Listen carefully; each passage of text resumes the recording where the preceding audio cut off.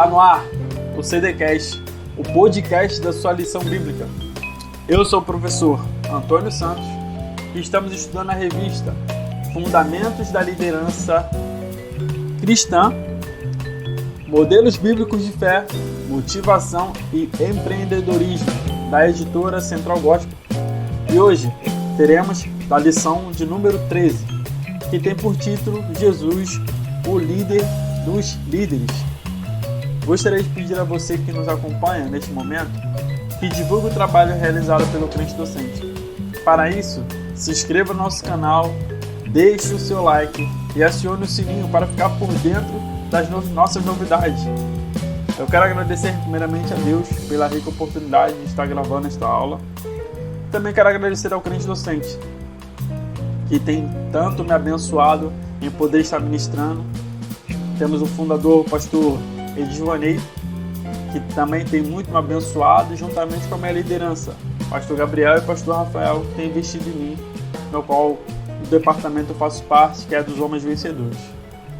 Eu gostaria de pedir a você que me acompanhasse, por gentileza, no texto áureo da nossa lição, que se encontra lá em João, capítulo 14, verso 6. Por gentileza. Se você tiver com a sua Bíblia aí ou com a sua lição, faça a leitura comigo. Disse-lhe Jesus: Eu sou o caminho e a verdade e a vida. Ninguém vem ao Pai senão por mim. Vou citar aqui os objetivos da nossa lição. Temos aí o nosso texto áureo. Agora eu vou estar passando para vocês os nossos objetivos nesta lição. Quais são os seguintes. Em toda a Bíblia não há modelo maior de liderança do que o de Jesus. Jesus foi um líder pleno em humildade, empatia e compaixão. E a liderança de Jesus foi exercida em demonstração de poder e autoridade. Esses serão os nossos objetivos, tá? Peço por gentileza que você me acompanhe para que nós consigamos alcançar esses objetivos, tá bom? Que essa aula seja abençoada para você. A liderança de Jesus perpassa por toda a sua vida terrena. O anjo Gabriel, ao anunciar o nascimento do Messias de Israel, declarou: Ele será grande e será chamado Filho do Altíssimo. E o Senhor Deus lhe dará o trono de Davi, seu pai, e reinará eternamente na casa de Jacó. E o seu reino não terá fim. Lucas capítulo 1, versos 32 e 33. Nesses versículos destacam a superioridade de Cristo, pois não estamos falando de um reino passageiro, mas sim de um reino que é eterno e dura para sempre, no qual o Senhor Jesus reina com soberania para todo sempre. Então vou tratar uns pontos aqui com vocês, né? Jesus, apesar dele ter toda essa sua soberania, ter um reino que é eterno, Jesus não buscou cargos aqui nessa terra, pois ele não chegou a liderar uma instituição e nem carregou as chaves do templo em seus ombros, embora fosse o mestre. Em tempo algum escreveu um livro, tampouco liderou uma grande congregação. Ele não quis ser chamado de rei pelo povo, antes respondia que seu reino não pertencia a este mundo. O que Jesus estava buscando era salvar a humanidade do pecado. Enquanto muitos almejavam cargos, serem vistos e até mesmo os melhores lugares na sociedade, Cristo buscava estar no centro do coração das pessoas. João declarou: Ele não necessitava de alguém que testificasse do homem, porque ele bem sabia o que havia no homem. Ou seja, Cristo sabia exatamente do que nós precisávamos. É por isso que ele veio cumprir uma missão na qual o Pai o concedeu. O Pai deu uma missão para o Filho, que era salvar a mim e a você. Então, nós podemos ver que Cristo ele tinha uma total humildade, uma empatia, uma compaixão pelo povo. Outro ponto também, bem interessante, é que Jesus parava para ouvir o clamor dos necessitados. Olha que interessante. Em Lucas, no capítulo 18, no verso 35 ao 42, vai falar do cego Bartimeu, que encontrava-se à beira do caminho pedindo esmola. Quando ouviu a multidão passando, ele perguntou o que estava acontecendo. Disseram-lhe: Jesus de Nazaré está passando. Então ele se pôs a gritar: Jesus, filho de Davi, tem misericórdia de mim. Os que iam adiante o repreendiam para que ficassem quietos, mas ele gritava ainda mais: Filho de Davi, tem misericórdia de mim. Jesus parou e ordenou que o homem lhe fosse trazido. Quando ele chegou perto, Jesus perguntou-lhe: O que você quer que eu lhe faça? Senhor, eu quero ver, respondeu ele. Jesus lhe disse: Recupere a visão, a sua fé o curou. Imediatamente ele recuperou a visão e seguia Jesus, glorificando a Deus. Quando todo o povo viu isso, deu louvores a Deus.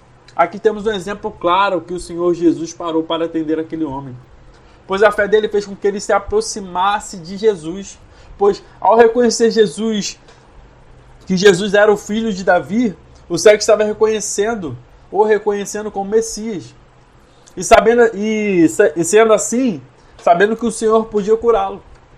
Então ele gritou o único que podia ajudá-lo, gritou ao único que podia tratar aquela situação e mudar o rumo da sua história.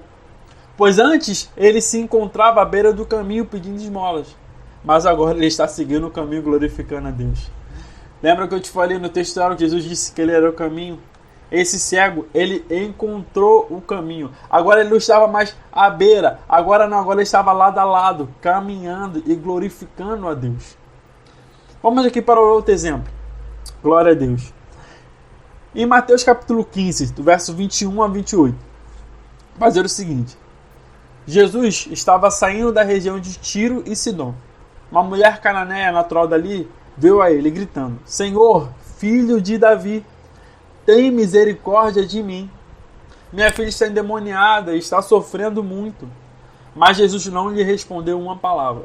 Então os discípulos se aproximaram dele e pediram: manda-a embora, pois vem gritando atrás de nós. Ele respondeu: eu fui enviado apenas a ovelhas perdidas de Israel. A mulher veio e adorou de joelhos e disse: Senhor, ajuda-me. Ele respondeu: não é certo tirar o pão dos filhos e lançá-los aos cachorrinhos? Disse ela, porém, sim, Senhor, mas até os cachorrinhos comem das migalhas que caem à mesa de seus donos. Jesus respondeu: mulher, grande é a sua fé, seja conforme você deseja. E naquele mesmo instante, a sua filha foi curada. Esse texto tem muito mais que uma mulher pedindo cura para sua filha, pois essa mulher era gentia, pois não é à toa que Mateus a chama de cananeia. E como bem sabemos, estamos falando de uma etnia que por muito tempo foi um povo inimigo de Israel. Esse texto reflete algo muito interessante no meu entendimento, pois trata-se de uma ordem de como as coisas deveriam acontecer. Pois o povo de Israel tinha uma prioridade na pregação do Evangelho, pois como nação escolhida, deveria ouvir primeiro e após isso seria espalhado o Evangelho aos gentios. Mas aquela mulher, com sua grande fé, conseguiu se aproximar do Mestre e ter uma petição atendida, pois essa mulher reconheceu o Messias. Algo interessante que podemos aplicar aqui, parafrasear da fala dessa mulher, é o seguinte: não preciso estar à mesa e usufruir tudo que está disposto aos filhos, pois eu sei que quem aproveitar do banquete que o Senhor tem a oferecer, terá encontrado a vida. Mas eu creio tanto que tem a oferecer, que estou pedindo apenas migalhas. Eu quero apenas um pouco do que está sendo oferecido aos filhos, pois eu sei que o pouco que me der, o meu milagre irá acontecer. Ou seja, a mulher ela estava falando o seguinte, que Senhor, a quantia, o pouco, as migalhas, a tua misericórdia, eu tenho certeza que através do pouco que o Senhor, da graça que o Senhor puder me favorecer, o milagre irá acontecer. Meu irmão, isso aqui é muito forte. Essa mulher, esse acontecimento aqui, que são poucos versículos que tratam esse relato, a gente vê que não é um texto extenso, né, uma passagem extensa, e ver quanta riqueza tem nisso aqui. Ou seja, Senhor, eu não quero banquete. Eu sei que eu não posso participar do banquete, mas as migalhas, eu só quero as migalhas. Eu só quero as migalhas, Senhor. Eu só quero um pouco da Tua graça, da Tua misericórdia. Aleluia. Essa passagem que ela é muito forte, ela é muito interessante.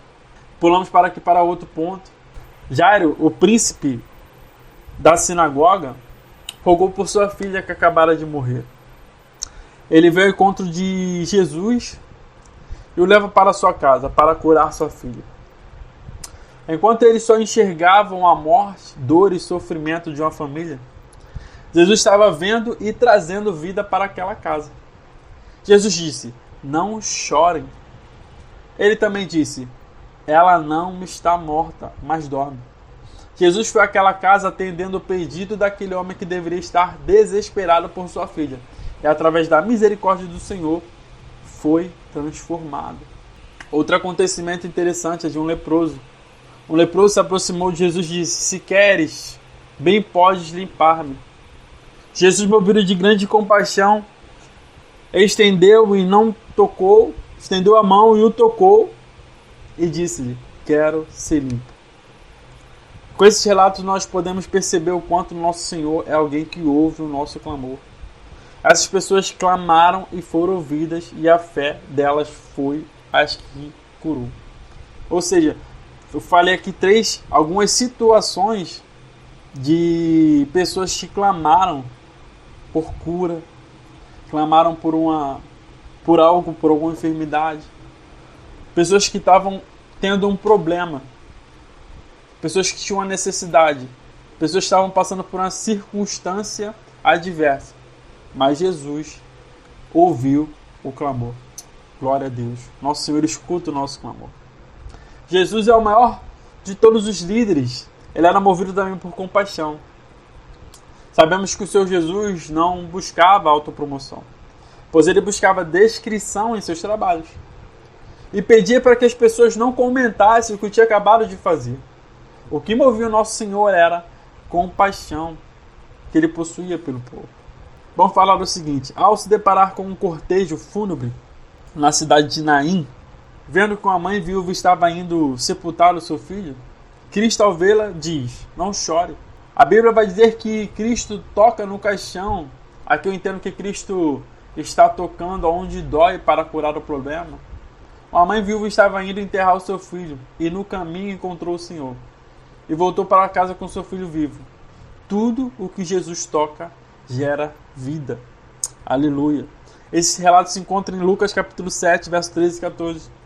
Outra situação que podemos ver que Jesus se movia de compaixão é na multiplicação de pães e peixes. Mateus capítulo 14, verso 14. Quando multiplicou 5 pães e 2 peixes, estava novamente sendo movido por compaixão. Pois ao sair do barco e vendo a grande multidão, o Senhor curou os seus doentes. E ao saber que naquela multidão tinha uma outra necessidade que precisava ser suprida, que era a fome. Então o Senhor multiplica o que lhe foi entregado e deu ao povo. Aleluia. Jesus, ele era movido por compaixão para atender a necessidade, a minha e a sua. E até hoje ele permanece assim, ele não mudou, porque a palavra vai dizer que Deus é imutável. Ou seja, ainda podemos continuar clamando. E ainda podemos entender que Cristo ainda é movido por sua compaixão e sua misericórdia. Aleluia. Jesus, o maior de todos os líderes, sabia como lidar com os bons e os maus. Jesus sabia lidar com todo tipo de pessoa. Tantas boas quanto as más. Pois se pegarmos a forma que ele tratava os fariseus, os saduceus e os escribas, podemos ver que o Senhor não os poupava. No entanto que os chamava de hipócritas, iníquos, serpentes, raça de víboras, como podemos ver em Mateus capítulo 23, do verso 13 até o 33. Porém, Nicodemos recebeu um tratamento diferente, pois procurou o Senhor com honestidade. Jesus sabia defender-se dos maus e não guardava rancor ou espírito de vingança em relação a quem quer que fosse. Jesus sabia tratar, irmão. Jesus não só sabia tratar a enfermidade, mas também Jesus sabia tratar cada um conforme a sua necessidade e cada um conforme a sua peculiaridade. Jesus, o maior de todos os líderes, era objetivo. Jesus foi totalmente focado no propósito que recebeu do Pai, pois nada tirava do foco. Quando Pedro tentou repreender Jesus, recebeu como resposta: para trás de mim, Satanás, que serve de escândalo, porque não compreende as coisas que são de Deus, mas as que são dos homens. Mateus capítulo 16, verso 23. Pedro não podia tirar Jesus da sua missão. Ninguém que tentasse iria conseguir, pois o maior desejo de Jesus era fazer a vontade do Pai. Esse era o maior desejo de Jesus, era fazer a vontade do Pai. Quando os discípulos se propuseram fazer descer fogo do céu nos samaritanos, pois eles haviam negado uma noite de repouso ao Senhor Jesus, eles ficaram indignados, pois em João capítulo 4 vemos que o Senhor fez milagres naquele lugar e muitos acreditaram nele, mas agora estavam dando as costas para Jesus, mas ele continua firme na sua missão e segue o seu caminho, pois ele não veio para destruir as almas, e sim para salvar. Aleluia! Jesus veio para salvar, irmão. Jesus, um líder cheio de autoridade. Pastor Walter Brunelli vai comentar o seguinte, que eu acho muito interessante. A autoridade é o poder que alguém possui para exercer domínio sobre outros. Trata-se, portanto, de uma arma poderosa, que pode ser usada tanto para o bem quanto para o mal. A autoridade está diretamente relacionada ao respeito e à submissão. Jesus, o maior de todos os líderes, exercia autoridade com humildade. Humildade. Jesus recebeu todo o poder no céu e na terra. Mateus capítulo 28, verso 18. Mas nunca foi um tirano, pois sempre buscou tratar todos com amor e humildade. Existem duas palavras no grego para Senhor. Uma é déspota e outra Kyrios. Sendo que déspota é um senhor arbitrário, tirano, enquanto Kyrios é um senhor que abre o diálogo. Olha que interessante. Jesus nunca buscou títulos ou autopromoção, como eu já falei, mas sempre buscou honrar o Pai em tudo. Quando era chamado de bom, ele dizia que só o Pai é bom. Quando era chamado de grande, ele dizia que Deus era grande. Jesus se esvaziou e fez somente a vontade do Pai. Filipenses capítulo 2, versos 6 e 7, vai falar que ele se esvaziou de si mesmo, da sua glória, da sua divindade. Mas ao mesmo tempo que ele se esvaziou, ele não deixou de ser Deus em essência, em ser um com o Pai. Temos que deixar isso claro. Jesus era 100% homem, mas em contrapartida era 100% Deus. Jesus, o maior de todos os líderes, exercia a autoridade com verdade. A autoridade vem com a verdade, irmão. A autoridade vem com convicção nos seus atos, na sua fala. Então, quem exerce a autoridade tem que ser verdadeiro. Não tem como você exercer uma autoridade na base da falsidade. Aprenda isso, irmão. A autoridade vem com a verdade. A autoridade vem com a convicção daquilo que você carrega. A autoridade vem através da unção que o Espírito Santo derrama sobre as nossas vidas, irmão. Aleluia. Se você é um homem, você é uma autoridade no seu lar. Alguém que está debaixo de uma autoridade maior que é Deus. Você é um sacerdote. Veja bem, Jesus falava a verdade para quem quer que fosse, pois Ele é a verdade. Então não estava preocupado no impacto que causava. Não, ele não estava preocupado. Pois ele falou de céu e também falou de inferno, para aqueles que preferiam permanecer no pecado. Quando foi questionado por um grupo de fariseus e herodianos para perguntar sobre os impostos que eram pagos a Roma, Cristo respondeu de forma prática e concisa. Ele perguntou de quem era a imagem que havia na moeda de seus interlocutores. Responderam que era de César. E sabiamente o Senhor respondeu: dai, pois, a César o que é de César, e a Deus o que é de Deus. Pois Cristo nos ensinou que um líder não deve ser arrogante. Um líder deve ser humilde, manso.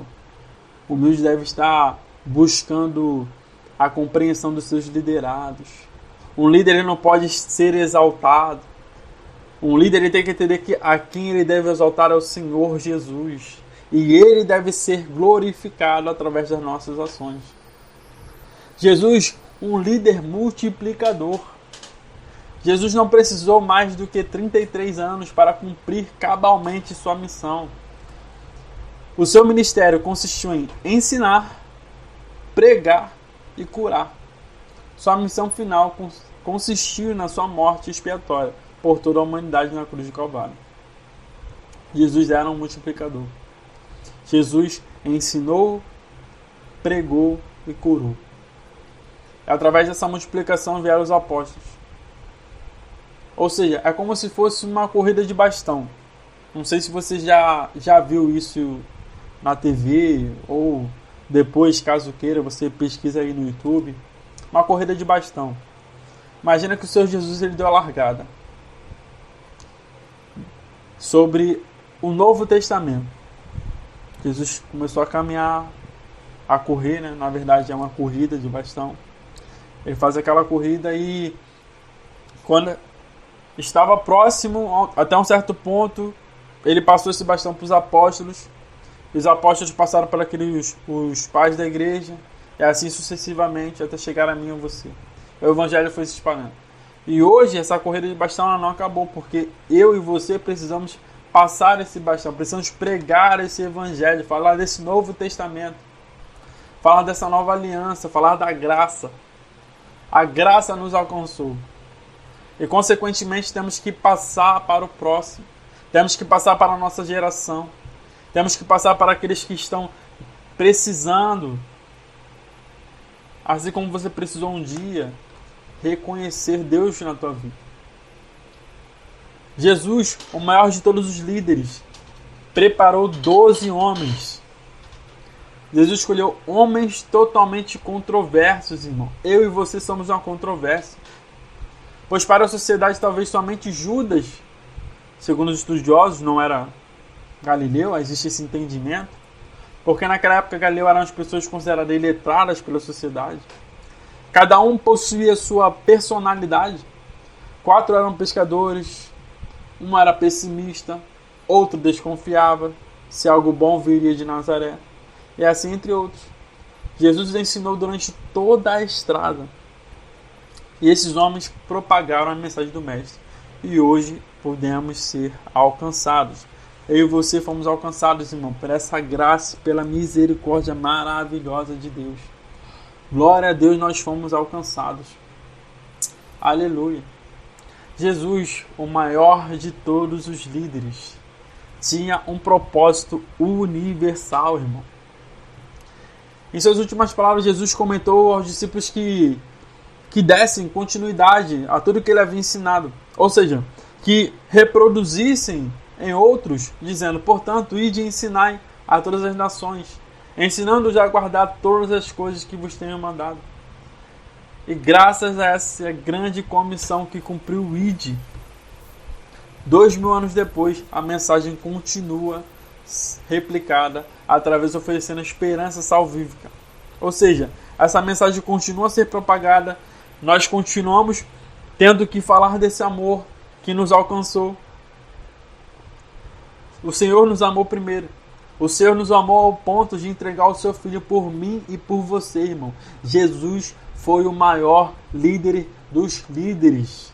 Esse tema é muito condizente com o que Jesus era. Jesus foi o líder dos líderes. Não foi, ele permanece sendo o maior líder dos líderes. Deus levantou homens com defeitos, fraquezas e incapacidades, onde cada um teve uma participação no reino. Mesmo com suas peculiaridades, tiveram suas vidas transformadas. E puderam transformar a vida de outras pessoas através do ensinamento de Cristo. E graças ao nosso Senhor Jesus, eu e você também fazemos nossa parte. Pois nosso pastor mesmo diz que todo ser humano nasceu para liderar uma área da vida. Acredite no seu potencial, acredite no que Deus te deu, tenha foco nele, que o restante Ele fará. Que Deus possa te abençoar, irmão. Eu quero te convidar para seguir no Instagram, @crentedocente, no Facebook pelo endereço facebook.com/crentedocente e ativar as notificações do canal do Crente Docente no YouTube. Que você seja abençoadíssimo. Que Deus possa estar com você, irmão. Que você busque cada vez mais o líder dos líderes. Que Deus te abençoe.